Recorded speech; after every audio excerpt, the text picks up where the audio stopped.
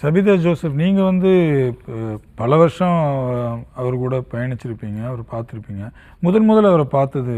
நான் இப்போ ஒரு முறை என் பையனுடைய கல்யாண பத்திரிகை கொடுக்க போயிருந்தேன். இன்னொரு முறை வந்து எனக்கு நான் அவருடைய தந்தையை பற்றி இந்த வரலாற்று சுவடுகள் அப்படின்னு ஒவ்வொருத்தருடைய வாழ்க்கை குறிப்புகள் வச்சு ஒரு புத்தகம் பண்ணியிருந்தேன். அதில் அவருடைய தந்தையை பற்றி எழுதியிருந்தேன். அந்த புத்தகம் கொடுத்து அனுப்பி வச்சுருந்தேன். அதுக்காக ஒரு கடிதம் போட்டிருந்தார்.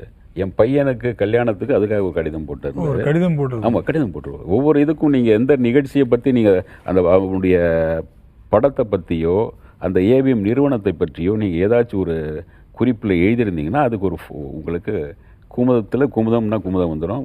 வீட்டுக்குன்னா வீட்டுக்கு அனுப்பிச்சுடுவார். அந்த அட்ரஸுக்கு கரெக்டாக அவங்களுக்கு ஒரு நன்றியோடு ஒரு கடிதம் வந்துடும். அதை மறக்காமல் கடைசி வரைக்கும் அது வந்து அதே மாதிரி எஸ்பிஎம்மும் அதே மாதிரி தான் பண்ணுவார். எஸ்பிஎம் வந்து அந்த பணிவு சொன்னார் இல்லையா, அந்த பணிவு 2 பேருக்கும் போட்டியாக இருக்கும். கடைசி வரைக்கும் அந்த பணிவு இருக்கும்.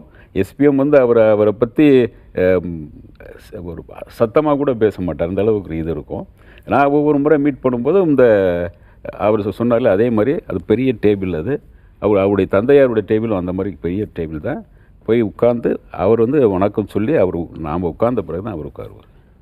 அது யாராக இருந்தாலும் சரி, ஒரு பெரிய மனிதர் சின்ன மனிதர், அவருக்கு வர வச்சோன்னு அதே தான் ரஜினி சார் ஃபாலோ பண்ணுறாருன்னு நினைக்கிறேன் ஏறக்குறைய. அதை நான் அவர்கிட்ட பார்த்துருக்கேன். நான் பார்த்த மிக சிறந்த விஷயம் வந்து நன்றி உணர்வோடு ஒவ்வொருத்தருக்கும் அந்த ஒரு கடிதம் அனுப்புறது தான்.